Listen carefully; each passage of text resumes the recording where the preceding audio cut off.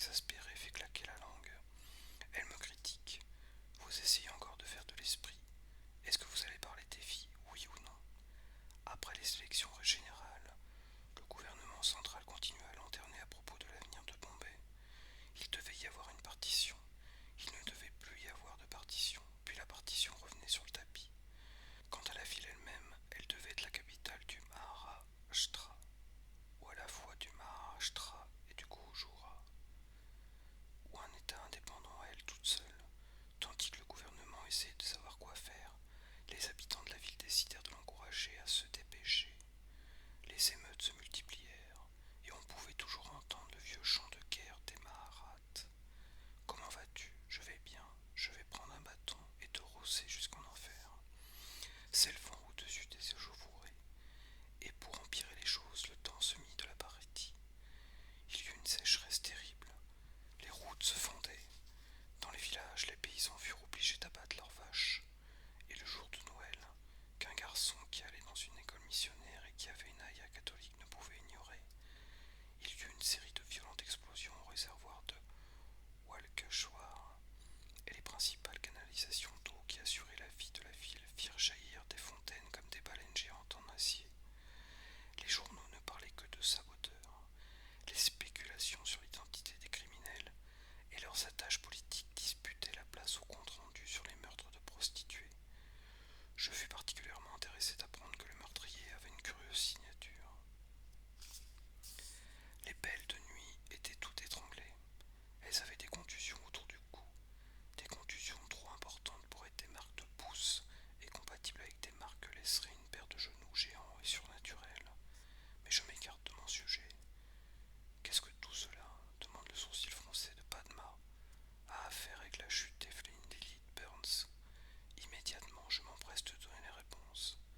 Dans les jours qui suivirent la destruction des réserves d'eau potable de la ville, les chats abandonnés de Bombay se réunirent dans les quartiers où l'eau était encore relativement abondante, c'est-à-dire les beaux quartiers dans lesquels chaque maison possédait une citerne souterraine ou extérieure.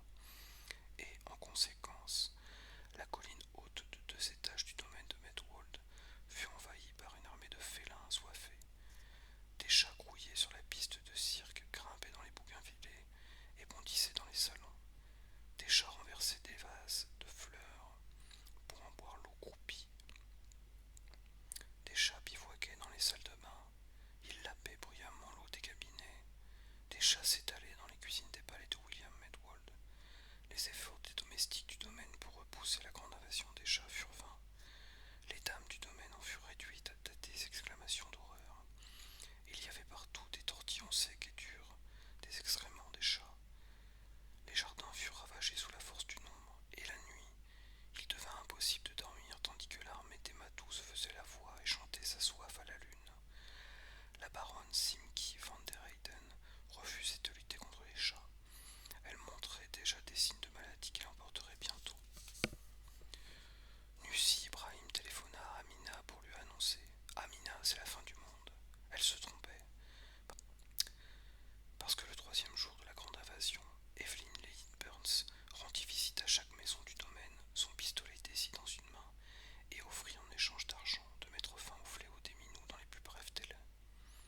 Pendant toute la journée, le domaine du Medwold résonna du bruit du pistolet à air comprimé d'Evie et des gémissements des chats, tandis qu'Evie traquait un à un toute l'armée des matous et se faisait une fortune.